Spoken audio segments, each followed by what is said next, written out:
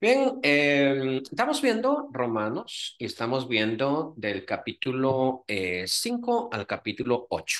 La vez pasada veíamos que esto es una unidad temática, decíamos, porque hay un inclusio.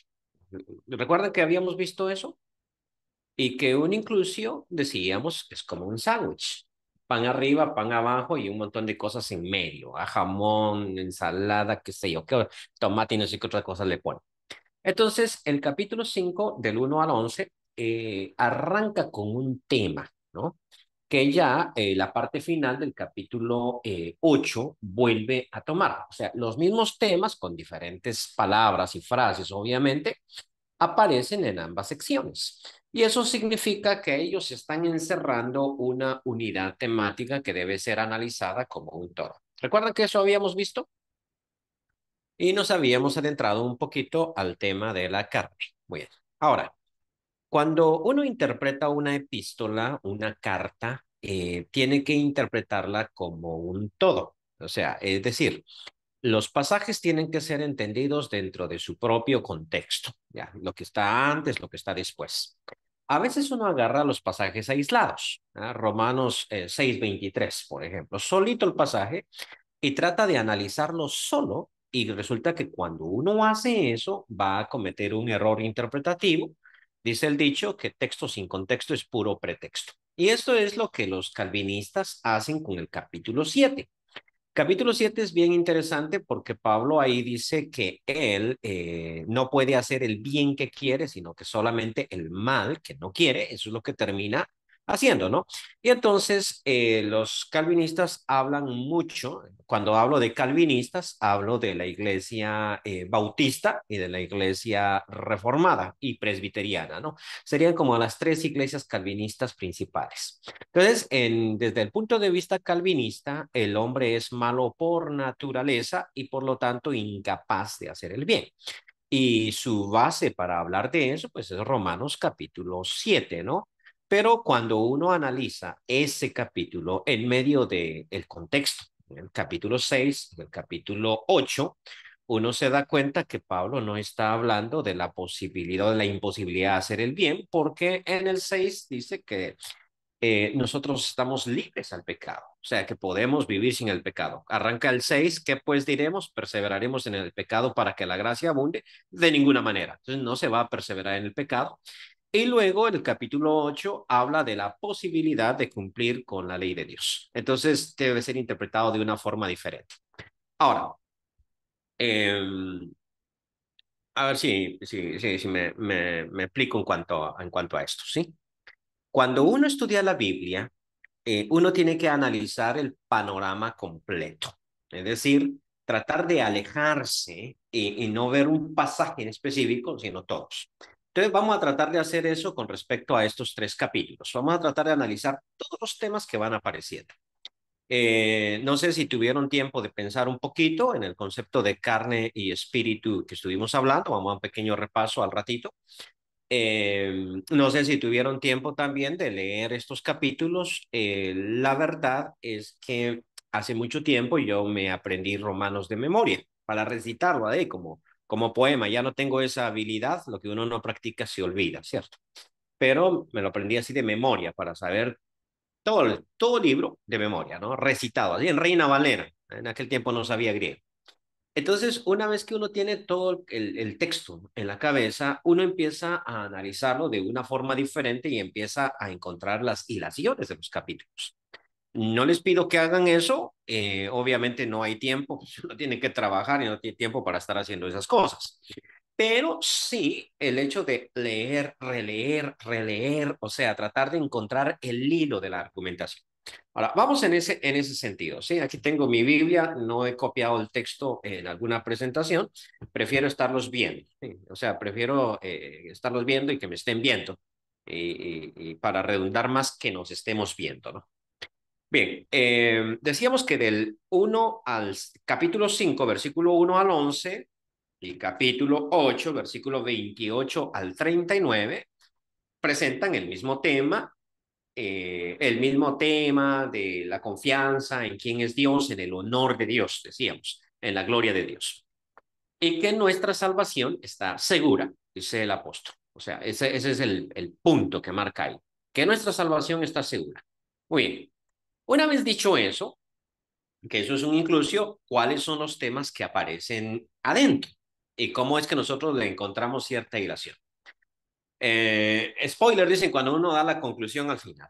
El tema que aparece acá, en medio de este inclusio, es la relación entre la vida y la muerte. Y déjeme hacerle una pequeña introducción a eso, ¿sí? Relación entre vida y muerte. El grave problema de la humanidad es que muere. O sea, este es el problema que nosotros tenemos. Que morimos, digamos. Y entonces la búsqueda de la inmortalidad o de la vida eterna es el gran desafío de la humanidad en todo tiempo y creo que este es el tema acá también. Al hombre siempre le ha fascinado eso y toda la ciencia trata de encontrar la inmortalidad. Incluso las grandes expediciones al África que se realizaron en el siglo XIX era para encontrar esa fuente de la inmortalidad, o la búsqueda por el Himalaya del famoso pueblo de Shangri-La donde la gente no envejece. Entonces es como que está en nuestro ADN. Al principio, si uno revisa el Génesis, el ser humano fue creado para no morir. O sea, el hombre era inmortal. Y Dios le dijo a Adán que no comiera del árbol que estaba en el centro del huerto, que era el árbol del conocimiento del bien y del mal, porque el día que de él comas, ciertamente morirás, le dijo. Cuando Adán alargó su mano y comió, y hay toda una historia ahí de la mujer y la serpiente, etcétera, ¿no? Cualquier pregunta me la pueden hacer. Pero cuando Adán tomó de ese fruto y comió, Adán, porque la Biblia inculpa a Adán de la caída, no inculpa a la mujer. Romanos capítulo 5 dice que todos morimos por un hombre, por la desobediencia de un hombre, no de una mujer. Así que todo el relato de la Génesis, pasémoslo, ¿no? Cuando Adán come del fruto prohibido, Adán, que es cabeza de todos nosotros y padre de todos nosotros, muere, muere. Pero si usted lee el relato, resulta que Adán no muere inmediatamente. O sea, no le cae un rayo y se muere. Él muere 900 años después. Sin embargo, a partir de comer el fruto, él pasa de vida a muerte. Ya, muchos de nosotros hablamos, paréntesis. A veces nosotros en teología hablamos de muerte física y muerte espiritual. Y decimos, Adán ese día no murió físicamente, murió espiritualmente. Bueno, resulta que en la Biblia sí existe esa diferencia. Muerte física, por un lado, y muerte espiritual, por otro lado. Y hay pasajes que no se entienden a no ser que uno tenga bien clara esta situación, como el dicho de Jesús, deja que los muertos entierren a sus muertos. ¿Okay? Entonces deja que los muertos, espiritualmente hablando, entierren a sus muertos. Si no interpretamos eso de esa manera, entonces lo que Jesús dijo no tiene sentido. ¿Sí me explico?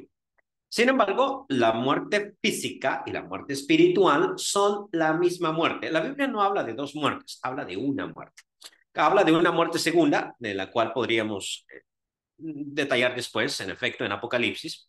Pero cuando habla de la muerte, habla de una sola muerte. Entonces, ¿cuál es el asunto de la muerte física y espiritual? ¿Son diferentes realmente? Sí, son diferentes, pero son dos caras de una misma moneda.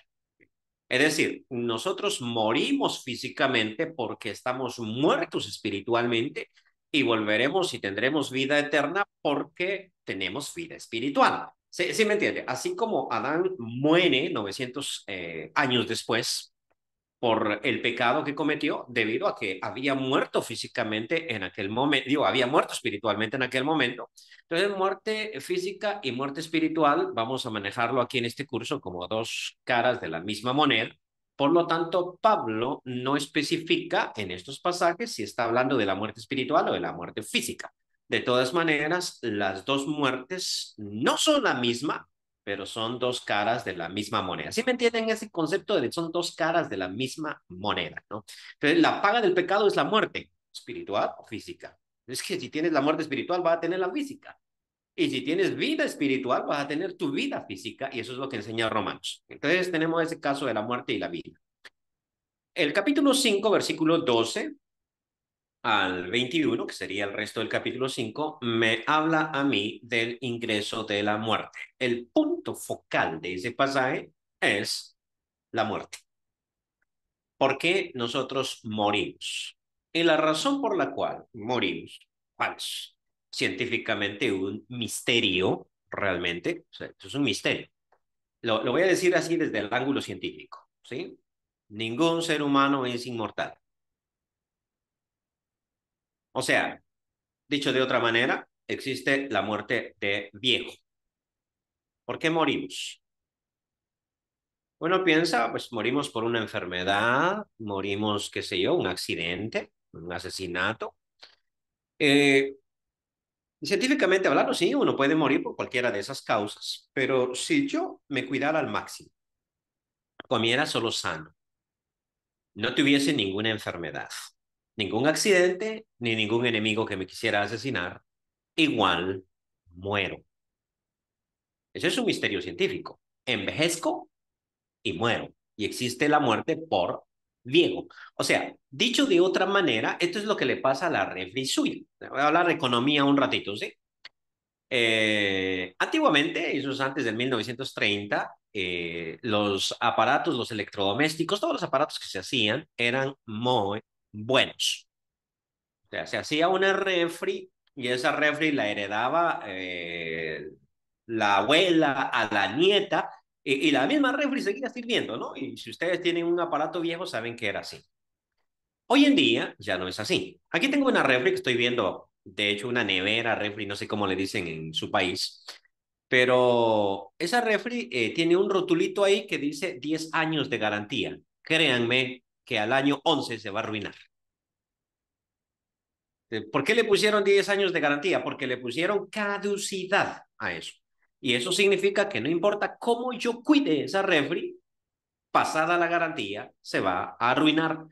¿Por qué? Porque el fabricante la hizo así para que Selvin Monterroso tenga que comprar otra refri, porque si él hace una buena refri, entonces si yo le compro la refri, nunca más vuelvo por una y su negocio se quiebra. Entonces le ponen caducidad. Hasta los zapatos que ustedes tienen tienen caducidad. O sea, hay un momento en que dejan de funcionar, se acaban. Y es como que el ser humano tuviera esa caducidad a los 120 años. Mm, no podemos pasar esa edad. O sea, es caducidad. Y uno dice, eso suena extraño. Bueno, en teología bíblica, eso no estaba en el ser humano hasta que Adán comió del fruto. Entonces, antes de comer del fruto, Adán era inmortal. Inmortal. No moría. Lo voy a decir de otra manera. No envejecía.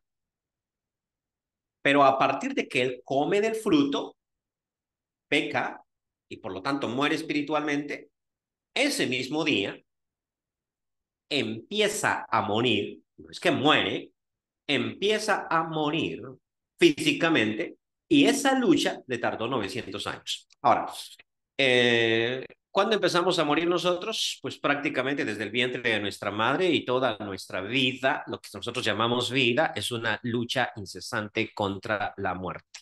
¿No? O sea, yo me voy poniendo viejo, me van saliendo canas, arrugas y todo lo demás, porque llevo la muerte dentro y estoy muriendo. O sea, soy mortal. ¿Ya? Adán era inmortal, o sea, no envejecía, no sufría por el paso del tiempo como yo sí.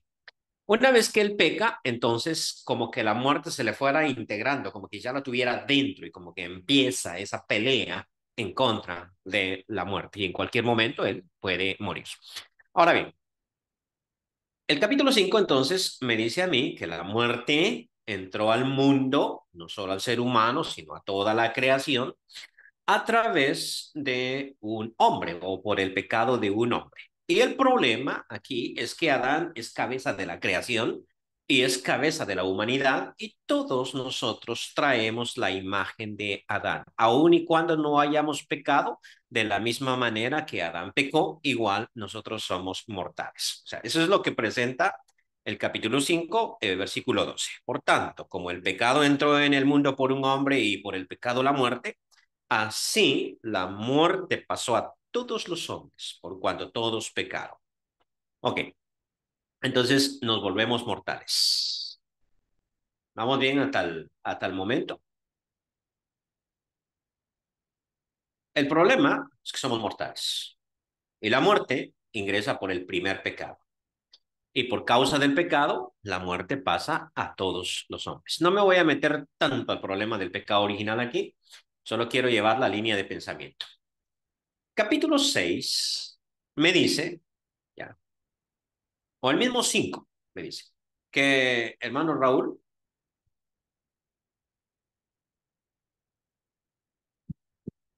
levantó su mano.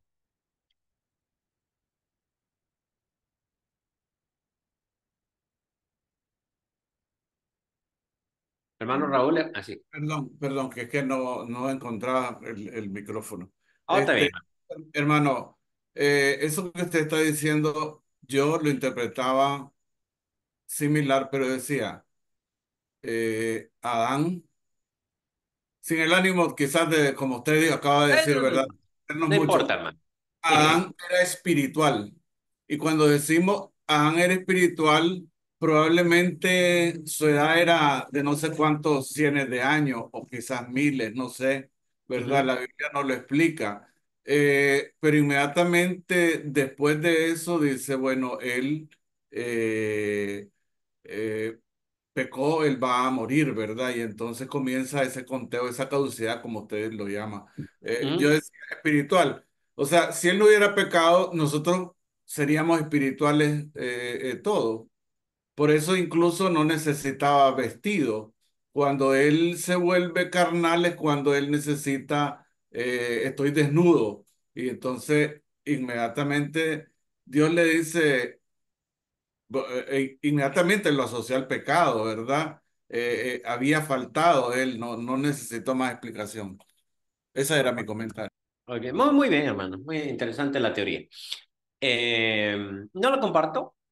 Es decir, no comparto esa idea ahora, ¿no? Porque yo no sé que voy a cambiar de opinión mañana. Porque a veces uno le echa una pensadita y ya suena lógico, ¿no? Entonces, pero por ahorita no. Pero tampoco voy a explicar mucho por qué, pero es una forma de decir lo mismo, ¿no? Ok, el tema entonces del capítulo 5 me viene así. La consecuencia del pecado es la muerte. El regalo de Dios es la vida. O sea, aparecen las dos, así. En el capítulo 5, por ejemplo, sin meterme al pecado original, que es un tema grandísimo y no tenemos tiempo, el tiempo es oro aquí, pues antes de la ley, dice el versículo 13, había pecado en el mundo, pero donde no hay ley no se inculpa de pecado. No obstante, reinó la muerte. Observen ustedes, la muerte reina desde Adán hasta Moisés, aún en los que no pecaron a la manera de la transgresión de Adán, el cual es figura del que había de venir. Pero el don no fue como la transgresión. Entonces, hay una consecuencia y hay un don. Aquí déjeme aclarar este puntito, ¿sí? Eh, la muerte es la paga. O sea, hay una transgresión y hay una consecuencia y nosotros merecemos la muerte. La vida no es una paga, sino es un don. ¿Sí me entiende cómo aquí funciona esta dualidad? O sea, cuando dice, porque la paga del capítulo 6 versículo 23 el último del capítulo 6 porque la paga del pecado es muerte, ok, es el salario, es lo que merece el pecado. Morimos de manera justa por un pecado cometido. Pero el don de Dios, la dádiva de Dios o el regalo de Dios. Entonces tenemos que ver la vida eterna no como el salario, la paga de una vida en santidad, que a veces la vemos así en las iglesias, pero no es así en Romanos, no es que la vida eterna va a ser una paga que Dios me va a dar por vivir en santidad, por asistir a la iglesia, por qué sé yo, sino que siempre presenta la vida eterna como un regalo de Dios. La dádiva de Dios es vida eterna en Cristo Jesús. ¿Sí? ¿Sí me estoy explicando en ese puntito? O sea, la muerte es una paga, mientras la vida eterna es un regalo. O sea, lo presenta así Romanos. Muy bien, entonces en el capítulo 5 decíamos, empieza a contrastar la paga con el don. Dice versículo 16, 15, pero el don no fue como con la transgresión, porque si por la transgresión de aquel uno murieron los muchos, abundaron mucho más para los muchos la gracia y el don de Dios por la gracia de un hombre Jesucristo. Y con el don no sucede como con el caso de aquel uno que pecó, porque ciertamente el juicio vino a causa de un solo pecado para condenación, pero el don vino a causa de muchas transgresiones para justificación. Pues si por la transgresión de uno solo reinó la muerte, mucho más reinarán en vida por uno solo, Jesucristo, los que reciben la abundancia de la gracia y del don de justicia. Dos cosas. Primero, ya decíamos, paga del pecado, muerte. El regalo de Dios, vida eterna. Versículo 17. La muerte está en pasado. Reinó la muerte. La vida eterna está en futuro. Reinará la vida eterna. No está en presente, está en futuro. Sí, me estoy explicando. Es un don que se manifestará a futuro, porque más adelante en el capítulo 8 va a decir que somos salvos en esperanza. Entonces, el contraste aquí es Adán y Cristo. En Adán, todos mueren a causa de la transgresión. En Cristo, todos viven a causa del regalo que Dios entrega a través de él. La decisión es mía. O soy parte de Adán o soy parte de Cristo. Mala ilustración, pero me sirve algo. Vamos a suponer, ¿sí?, que yo nazco en Nicaragua, ¿sí?, Guatemala, pero mis padres son norteamericanos. Entonces dice la ley norteamericana que yo voy a elegir mi nacionalidad cuando tenga 18 años. ¿Qué elige uno? Porque elija la nacionalidad que elija va a llevar a sus consecuencias, la que yo elija, ¿no? Entonces, aquí, por ejemplo, hablando de libre albedrío, si estoy en Adán, estoy muerto. Eso no lo decido yo, es la consecuencia lógica de estar en Adán. Si estoy en Cristo, tengo vida eterna. La consecuencia lógica de estar en Cristo. Así es de que yo tengo que elegir si pertenezco a Adán o pertenezco a Cristo. Sí, sí me explico, es como lo presenta él. Luego, en el capítulo 6, arrancamos ahí, presenta que la manera de estar en Cristo es morir a Adán. O sea, usted no puede, lo voy a decir de esta forma, usted no puede casarse sin haberse divorciado previamente. Aunque eso no es muy cristiano, no, pero eso lo estoy poniendo como un ejemplo. Usted no puede casarse sin haberse divorciado antes. Usted no puede aceptar a Cristo como su Señor sin haber rechazado a Adán como su Señor. Que este es el problema que nosotros tenemos en nuestro evangelismo muchas veces, que predicamos mucho la idea de recibir a Cristo sin rechazar al mundo. O sea, hacemos la oferta así. Mira, te conviene, bautízate.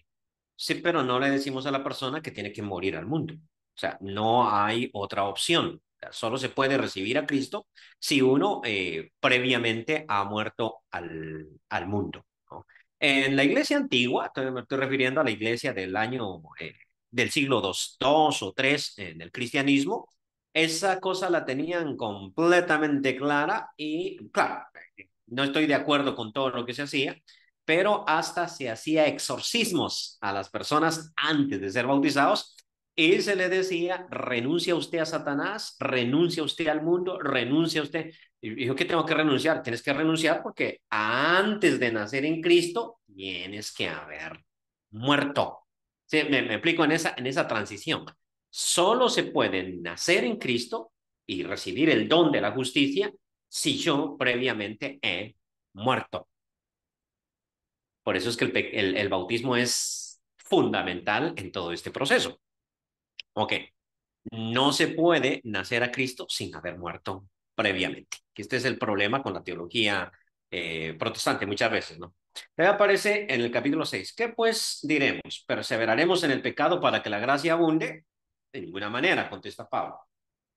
Porque los que hemos muerto al pecado, ¿cómo viviremos aún en él? O sea, se murió al pecado entonces, claro, es la única manera de volver a vivir. Eh, ¿O no sabéis que todos los que hemos sido bautizados en Cristo Jesús hemos sido bautizados en su muerte? El tema de la muerte y la vida. Porque somos sepultados juntamente con Él para muerte por el bautismo, a fin de que como Cristo resucitó de los muertos, por la gloria del Padre. Se fija una vez más, este concepto de gloria del Padre es porque el Padre no lo iba a dejar muerto, o sea, iba a cumplir con su honor, lo iba a resucitar de los muertos. Y por lo mismo nosotros confiamos en esa gloria del Padre o en ese honor del Padre que nos va a resucitar a nosotros. Así también nosotros andemos en vida nueva, porque si fuimos plantados juntamente con Él en la semejanza de su muerte, así también lo seremos en la de su resurrección. Sabiendo esto, que nuestro viejo hombre fue crucificado juntamente con él, para que el cuerpo del pecado sea destruido a fin de que no sirvamos más al pecado. Porque el que ha muerto ha sido justificado del pecado y si morimos con Cristo, creeremos que viviremos también con él. Me salto al 15, el versículo 15. ¿Qué pues? ¿Pecaremos porque no estamos bajo la ley, sino bajo la gracia? Y contesta él, en ninguna manera. ¿Por qué? Porque no sabéis que si os sometéis a alguien como esclavo para obedecerle, sois esclavos de aquel a quien obedecéis, sea al pecado para muerte, o sea a la obediencia para justicia.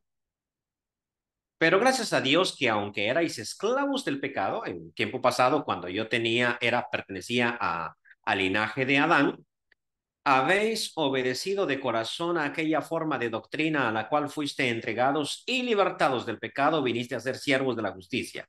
Hablo en términos humanos, por vuestra humana debilidad, que así como para iniquidad presentáis vuestros miembros para servir a la inmundicia y a la iniquidad, así ahora para santificación presentéis vuestros miembros para servir a la justicia. Porque cuando erais esclavos del pecado, erais libres acerca de la justicia. Pero ¿qué fruto teníais de aquellas cosas de las cuales ahora os avergonzáis? Porque el fin de ellas es muerte. Mas ahora que habéis sido libertados del pecado y hechos siervos de Dios, tenéis por vuestro fruto la santificación y como fin la vida eterna. Y por eso concluye, la paga del pecado es la muerte.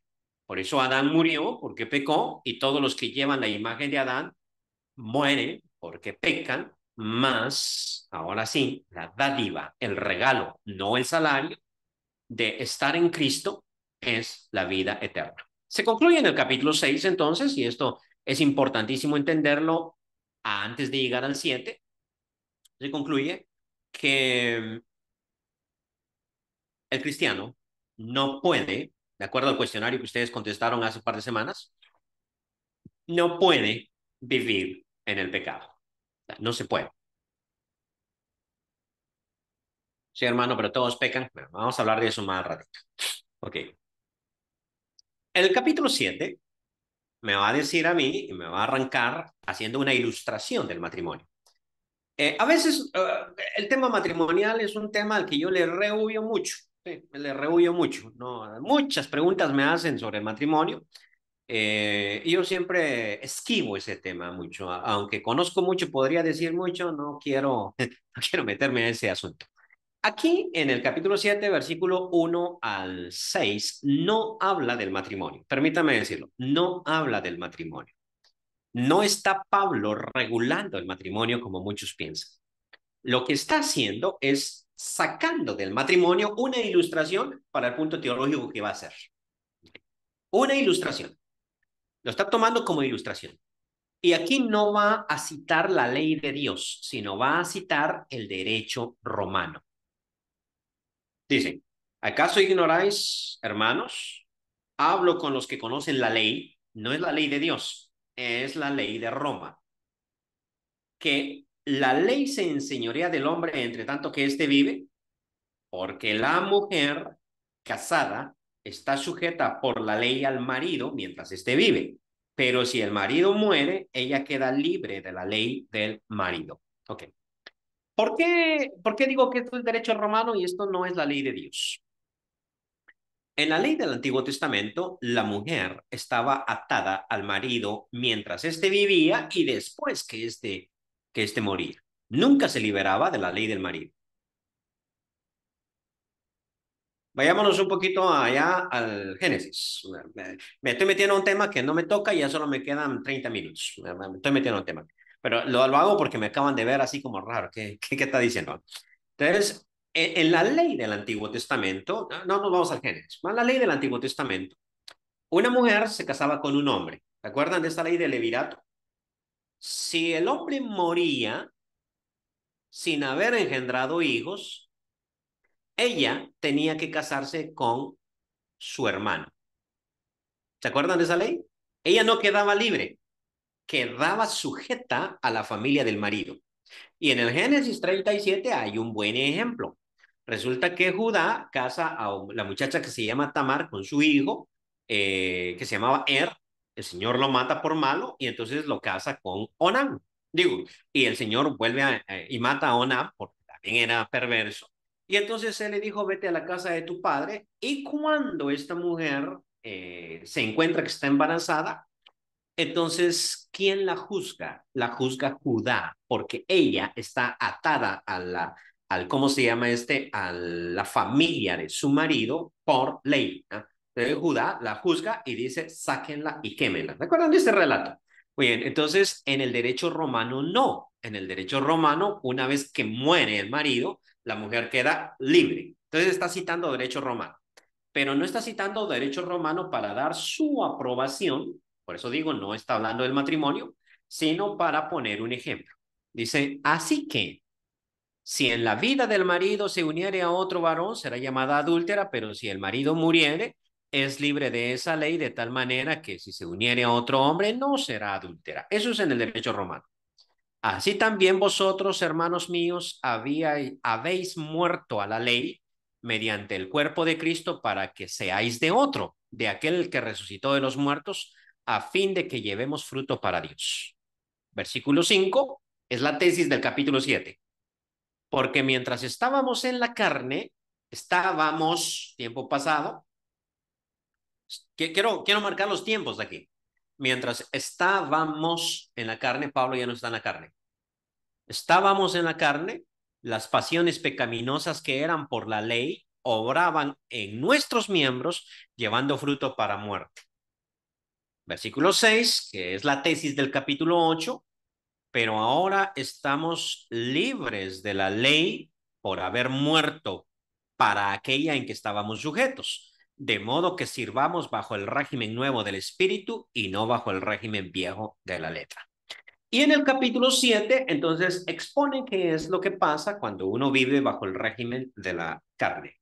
Por más que se esfuerce, no puede cumplir con la ley de Dios y por el contrario, la ley de Dios excita la carne y hace que uno muera.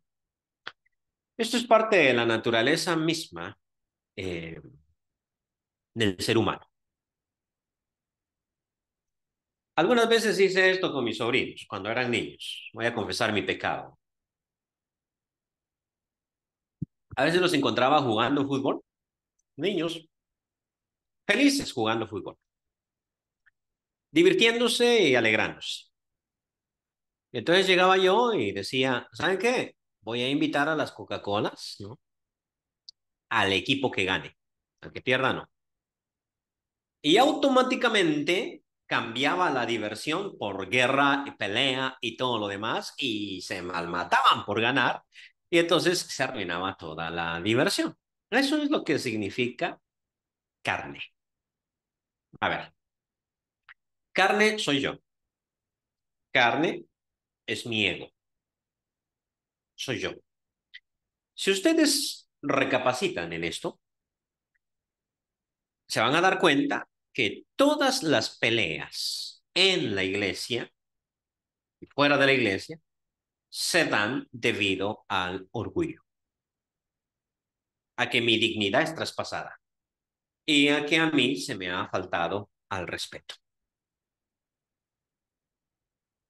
El otro día llegué a la congregación a dar una clase que doy y no llegó nadie. De mis estudiantes no llegó nadie. Entonces yo no me sentí bien, me sentí mal. Y dije, esto es una falta de respeto, ¿no? Pero luego, como uno empieza a reflexionar, a comprar ahí aquí venden unas cosas que se llaman buñuelos, ¿no? Hay que tomar con cafecito. Bien ricos. Entonces digo, vamos a comprar buñuelos, ¿no? Ahí ya me pasa el mal humor.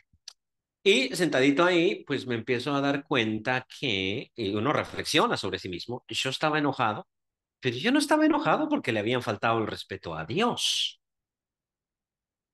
En dado caso, hubiera estado triste, no enojado. Ni estaba enojado porque la gente no valora. En dado caso, estaría triste, no enojado. Estaba enojado porque me habían faltado el respeto a mí. ¿Sí me explico? ¿Qué es lo que está levantándose ahí? Es la carne. Es la carne. Y cuando yo vivo por ley o bajo la ley, la carne acrecienta. Porque entonces yo soy premiado. ¿Sí me explico? O sea, si yo cumplo, por ejemplo, con los 10 mandamientos, entonces yo espero un premio. Espero un premio. Y entonces entramos en competencia el uno con el otro. Entonces competimos aquí por quién es el más, ¿cómo decirlo? ¿Quién es el más espiritual? Incluso podemos entrar en competencia de quién es el que sabe más Biblia. Ustedes lo pueden ver en Internet. Voy a poner otro caso. Yo ando subiendo videos a Internet de cualquier tema, ¿no? Y este mismo se sube ahí al YouTube, ¿no? Hasta el momento no me han criticado mis videos, nadie lo ha hecho, ¿no? Nadie lo ha hecho. No sé por qué se han tardado, se están tardando, porque siempre hay un par de hermanos ahí que les encanta hacer un video para criticar al hermano que acaba de ponerse. Pero he visto esas críticas y me encanta seguir el relato en Facebook. Entonces de repente alguien hace un post, una frasecita linda, ¿no? Y de repente viene alguien y le critica. Esas sí me las han criticado, ¿verdad? Le critica. Y luego viene la respuesta a esa crítica. Y me he fijado que ni siquiera ya le llaman hermano, sino le llaman, mire señor. Ya todo bravo, ¿no? Mire señor. Entonces, ¿ya te enojaste porque te criticaron? Sí, porque la carne está fluyendo. Entonces fluye la carne.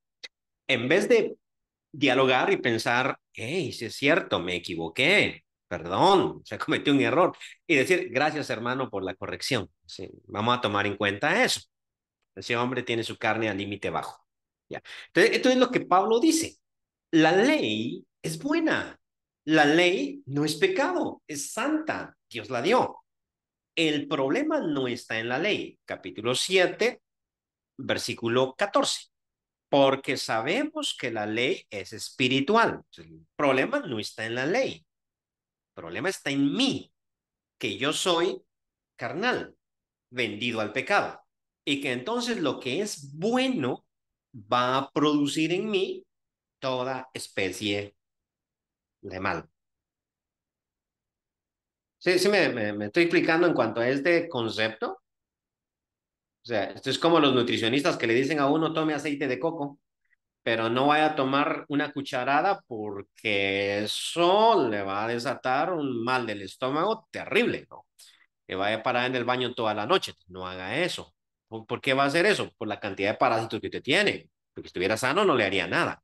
¿Ya?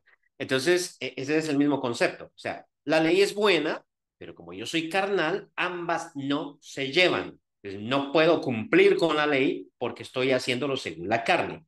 Eso lo vamos a ver la próxima semana cuando veamos a Israel, ¿sí? Para que entendamos cuál es el problema de Israel. Entonces, lo estoy haciendo según la carne. Bueno, entonces, lo que yo tengo que eliminar es la carne, y cuando elimine la carne, yo voy a poder cumplir con la voluntad de Dios. Es lo que aparece en los últimos versículos del capítulo 7, el versículo 24, y perdón que vaya saltando versículos, pero no puedo ir texto por texto. Miserable de mí, dice Pablo, ¿quién me librará de este cuerpo de muerte? Ahora, notemos que al momento quiero explicar una cosita aquí, perdón. Cuando nosotros pensamos en carne, pensamos en cuerpo. Y cuerpo y carne en el apóstol Pablo no son lo mismo.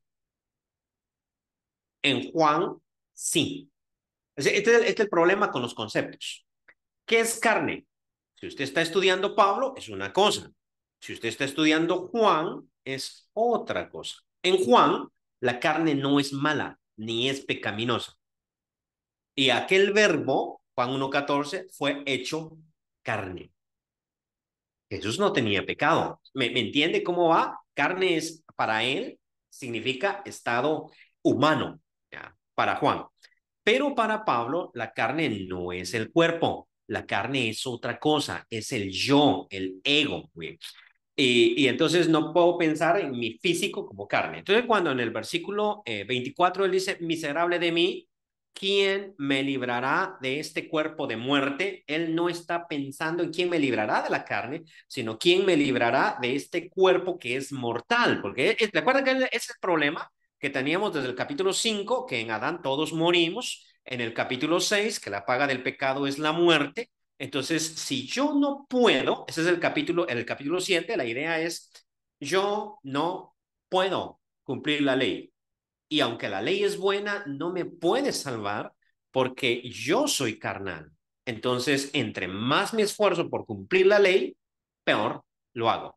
Y decía un profesor de Baxter que era bautista, él, el director de coro, cuando yo empecé a trabajar en Baxter, el director de coro era bautista. No sé si ustedes sabían eso, pero eso era típico y era una de las cosas por las cuales criticaban más al Baxter, ¿no? Entonces, el profesor de coro era bautista, pero era muy inteligente, ¿sí? Entonces, él decía una frase que me dejaban pensando. Y una vez que iba saliendo de mi oficina, y él se sentaba enfrente, me dijo, Selwyn, estaba pensando, me dice que los mujeriegos son mejores maridos. Y yo, qué brutada la que acaba de decir ¿no? Qué brutada. Pero entonces cuando regreso con mi taza de café, le digo, explíqueme un poquito eso porque no lo entendí. ¿Ah? Y me dice que, mire, cuando uno es un buen marido, no sé qué problemas tenía él con la mujer, ¿no? Pero cuando uno es un buen marido, uno exige, uno llega, uno dice, yo soy un buen marido, o sea, ¿por qué no me atiendes como yo debo ser atendido? Y uno no hace nada por la mujer, ni es cariñoso, ni es romántico, porque uno cree que tiene ganado todo eso por la conducta que uno tiene. Pero estos mujeriegos me dicen, como saben la tremenda cola que tienen y todo lo malo que hacen, entonces le llevan florecitas a la mujer y la consienten y todo eso y termina teniendo una mejor relación. Y entonces yo digo, mírame, este profesor tiene algo interesante acá. Y eso yo sí lo he visto. En todos los problemas matrimoniales, yo he visto esta constante. Yo soy un buen cónyuge, una buena esposa o un buen esposo, y mi cónyuge no me valora. Y ese es el origen de todo el problema porque nosotros no miramos eso como un acto de gracia. Decía la vez pasada, a la novia la esperábamos hasta media hora en el cine y no había ningún problema, pero a la esposa no le damos ni 5 minutos para que se arregle. ¿Por qué? Porque antes era gracia, mientras que ahora es ley. O sea, me debe respeto y estás en deuda. Sí, sí, sí, me estoy explicando, estás en deuda. Bueno, ¿quién me librará? Entonces en el último versículo, el 25, dice, gracias doy a Dios por Jesucristo, Señor nuestro. ¿Bien? Entonces, Jesucristo es el que ¿cómo se llama? Libra de este cuerpo de muerte. Capítulo 8. Ahora pues, dice él, ninguna condenación hay para los que están en Cristo Jesús. Muy bien. ¿Por qué? Los que no andan conforme a la carne, sino conforme al Espíritu. Ahora, ¿qué es andar conforme a la carne? ¿Y qué es andar conforme al Espíritu? Vamos a analizar esos conceptos así rapidito en los 10 minutos que nos quedan. A principio, nosotros diríamos andar conforme a la carne significa andar pecando. Y andar conforme al espíritu significa ya no pecar. Pero eso es demasiado simplista. Eso es demasiado simple. Eso nos regresaríamos al problema anterior. Porque Pablo ha dicho en el capítulo 7 que él no puede dejar de pecar. Entonces, ¿qué significa? Porque Versículo 2, la ley del Espíritu de vida en Cristo Jesús me ha librado de la ley del pecado y de la muerte. Uy, Pablo dice que él está libre. Entonces, en este momentito, el capítulo 7 es pasado. O sea, hubo un tiempo cuando Pablo andaba en el judaísmo que él no podía dejar de pecar, pero ahora él dice que ha sido libre de esa ley. Porque lo que era imposible para la ley, o sea, la ley no me podía salvar por cuanto era débil por la carne. ¿Quién era débil? Pablo. Ahí debe poner el pronombre yo, si vamos a hacer una buena traducción en griego, porque esa es primera persona. Eh, Porque lo que era imposible para la ley, por cuanto yo era débil por la carne, Dios enviando a su Hijo en semejanza de carne, no de carne, sino en semejanza de carne de pecado, y a causa del pecado condenó al pecado en la carne, para que la justicia de la ley se cumpliese en nosotros que no andamos conforme a la carne, sino conforme al Espíritu.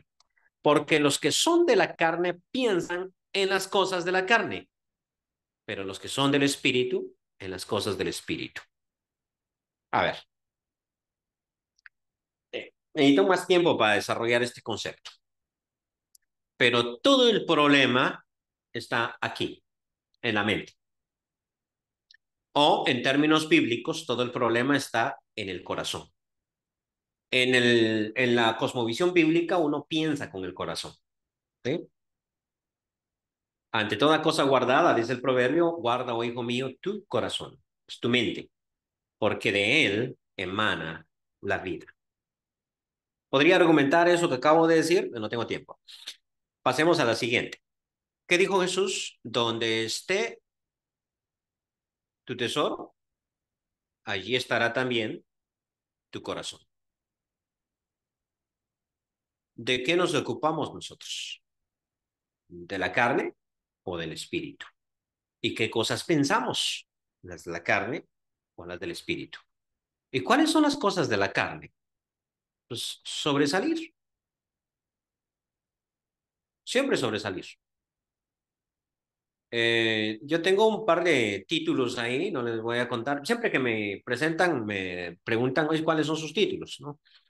Yo siempre trato de guardar secreto en cuanto a eso, ¿no? No me gusta mucho decir qué cosas he estudiado, cuáles son los títulos que tengo, ¿no? Y un día pensé, ¿sabes qué? Voy a hacer como Pablo, porque Pablo dijo todo eso para mí era basura, entonces voy a quemar mis títulos, ¿no? Una fogata aquí, echar los títulos ahí, ¿no? Y sí lo pensé, ¿no? Estaba hablando en serio, sí, yo lo pensé, voy a quemar mis títulos. Pero después dije, no, hombre, es que esos sirven mucho. Ok.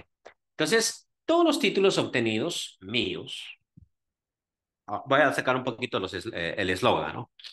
Yo me gradué de Baxter, ustedes saben, en el año 2000 y me gradué con honores. O sea, a mí me dieron la medalla a las mejores calificaciones en Baxter. Producto de eso me mandaron para Estados Unidos. Un hermano mío llegó para mi graduación a Baxter. Él estuvo ahí y me dijo, estás cambiado, Selvo. Sos otra persona. Pensé que me estaba diciendo algo lindo, ¿no? Y luego añadió, estás más creído. O sea, porque yo andaba todo subido, ¿no? O sea, sos arrogante. No sos la persona que salió de allá. Y eso me dolió. Y lo primero que dan ganas es de pegarle un golpazo al tipo. O sea, que me estás, estás insultando así, ¿no? Pero cuando uno la piensa más despacito, uno se da cuenta que tiene razón. Y el problema que yo tuve en Baxter generó algo positivo en mí porque aprendí un montón, ¿cierto? Pero el problema que generó en Baxter eso en mí es que yo me volví muy arrogante y lo voy a decir de esta forma, muy carnal, muy carnal, en el sentido de que yo estaba enemistado con todos mis compañeros de clase, todo era competencia. O sea, aquí no importa qué aprendes, qué no aprendes para servir a Dios, sino importa a quién le dan éxito o no. Entonces, con quien me enojé mucho y todavía lo recuerda mi hermano, perdón que cuente la anécdota, si me regalan unos minutos extra, me falta todavía 10 minutos aquí, pero me regalan minutos extra.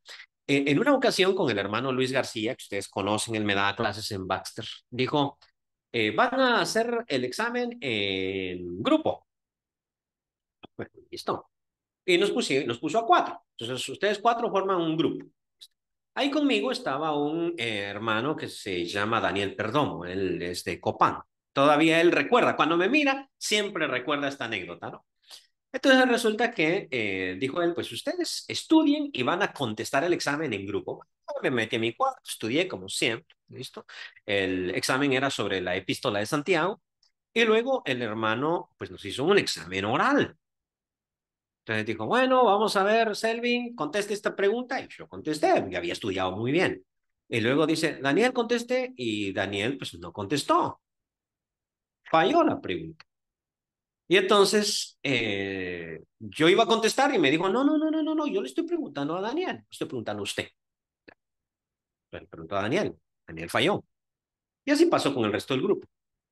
El caso es que por culpa de Daniel sacamos 60 puntos. Aquí viene la pelea de Selvin, ¿no? Porque él no se quedaba callado. ¿Recuerdan que era arrogante en esa época? Entonces vengo con el hermano y le digo, hermano, eso es injusto. O sea, yo estudié, yo merezco 100, ¿no? O sea, me está arruinando mi calificación por culpa de este. Y entonces me dice, pero es que el examen era en grupo. Pues sí, pero déjeme contestar, ¿no? No me dice, era en grupo. Y usted debió haberse preocupado porque el grupo estudiara. Entonces, por culpa de este, usted saca 60. Pues al tipo no le hablé durante un mes o saber cuánto, ¿no? Estaba sumamente enojado. Entonces, cada vez que me mira el hermano, me dice, ¿ya te pasó? ¿Ya te pasó? Eh, ¿Yo por qué estaba enojado? Por una nota. O sea, no hay nada más carnal que eso. Ya se fijó, estás enojado por una calificación. O sea, no estás enojado por tu aprendizaje, porque no te enseñaron, porque no vas a servir a Dios. Yo debía haber estado alegre porque yo sabía. El problema es que yo estaba enojado por la calificación que se me estaba dando. Este es el problema con la ley, ¿sí? Que cuando nosotros tratamos de seguir la ley, yo necesito una calificación. Necesito que se me dé un lugar. Necesito que se me trate con respeto. Sí, me estoy explicando en cuanto a este puntito. Entonces, en una ocasión, me invitaron a mí a predicar a X lugar. Se voy yo contento en la mañana, vamos a predicar, ¿no? Y cuando no, empecé a predicar, un hermano me dijo ahí, me reunieron unos hermanos en grupo, ¿no? Y me dijeron, hermano, disculpe, a usted lo cancelamos. ¿No le avisaron? Y yo, pues no. Y luego me trataron de manera humillante. Ya me dijeron, bueno, pues usted está cancelado y resulta que invitamos a otro. Si usted quiere, se puede ir, o si quiere, se puede quedar al culto. Eso es decisión suya. Pues yo tenía unas ganas de largarme de ahí, ¿no? Pero dije, Selvin, hay que castigar la carne. Aguanta. Porque si te vas, es porque te está doliendo a ti. O sea, la afrenta es contra ti. ¿No? Hay un momentito en que Samuel tiene ese problema, ¿no? De que Israel pide rey y él está súper enojado y Dios le dice, si no te están desechando a ti, me están desechando a mí, o sea, ese no es un asunto tuyo, ¿no? Entonces, claro, es donde uno tiene que vencer la carne. Entonces, Pablo dice que si yo me ocupo de las cosas de la carne, moriré. Espérame, sigamos viendo. Dice, versículo 5, porque los que son de la carne piensan en las cosas de la carne, pero los que son del espíritu en las cosas del espíritu. Porque el ocuparse de la carne es muerte, pero el ocuparse del espíritu es vida y paz. Por cuanto los designios de la carne son enemistad contra Dios, porque no se sujetan a la ley de Dios ni tampoco pueden. Y los que viven según la carne no pueden agradar a Dios, mas vosotros no vivís según la carne, sino según el Espíritu, si es que el Espíritu de Dios mora en vosotros. Y si alguno no tiene el Espíritu de Dios, de Cristo, no es de él. Si ustedes se dan cuenta, nosotros nos ocupamos en muchas cosas de la carne. Mucho nos ocupamos en las cosas de la carne y poco nos ocupamos de las cosas del espíritu. Y aun cuando nos metemos a cuestiones espirituales, lo convertimos en carnal.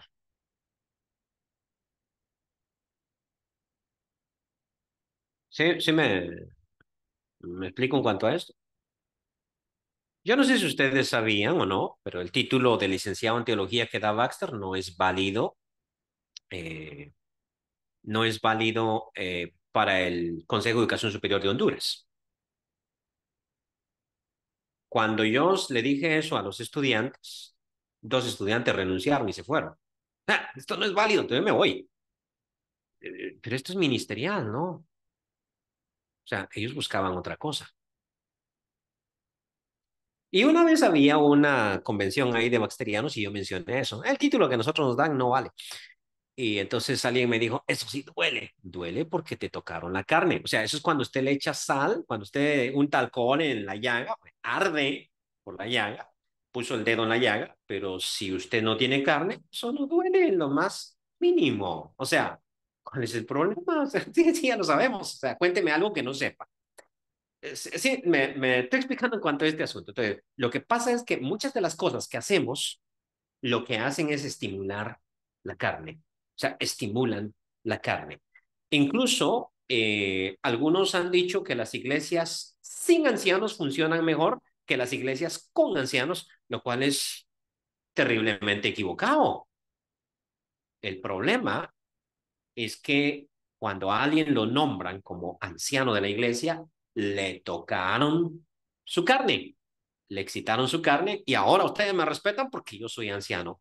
¿Me entiende cómo la carne entra a tener problemas con prácticamente todo? O sea, cualquier título que a mí me den, cualquier eslogan que a mí me den, automáticamente estimula mi carne. Y los que siguen lo de la carne no pueden agradar a Dios, no se sujetan a la ley de Dios, tampoco pueden, ¿no? No pueden agradar a Dios, así es de que hay que andar conforme al Espíritu. Eso lo vamos a tocar la siguiente semana cuando hablemos de Israel. ¿Qué pasó con Israel? Que seguía la ley de justicia, pero la seguía según las leyes de la carne. Pensemos en esto durante la semana, ¿sí?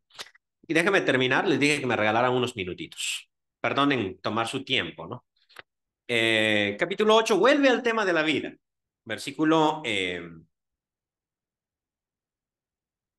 13. Porque si vivís conforme a la carne, moriréis. Porque la carne excita el pecado y la paga del pecado es muerte. Mas si por el Espíritu hacéis morir las obras de la carne, viviréis. Los frutos del Espíritu versus las obras de la carne. Se fija que unas son obras, los otros son frutos. Hay mucho que meditar en cuanto a eso. No son perdón, no son los frutos de la carne, no son los frutos, son las obras de la carne. ¿Por qué dice obras y no frutos? ¿Y por qué son frutos del Espíritu y no obras del Espíritu? No es el Espíritu el que obra, sino son frutos que yo obtengo cuando soy guiado por el Espíritu. Porque todos los que son guiados por el Espíritu, estos son hijos de Dios. Muy bien. Versículo 18. Tema, muerte y vida. Pues tengo por cierto que las aflicciones del tiempo presente no son comparables con la gloria venidera que en nosotros ha de manifestarse. Está hablando de la vida, la resurrección. Porque el anhelo ardiente de la creación es el aguardar la manifestación de los hijos de Dios. Porque la creación fue sujetada a vanidad, esto significa a muerte, no por su propia voluntad, sino por causa del que la sujetó en esperanza. Entonces, Dios sujetó la muerte a vanidad, es decir, a muerte. Dios sujetó a la creación a vanidad, es decir, a muerte con la esperanza de liberar a los hijos de Dios. Esa es la idea que está aquí. Entonces, la creación misma gime para ser liberada de esa muerte porque también la creación misma será liberada de la esclavitud de corrupción, es decir, muerte, a la libertad gloriosa de los hijos de Dios. Aquí lo que me está diciendo es que cuando Adán cayó, la creación misma cayó porque Adán era cabeza de la creación. Es lo que me está diciendo.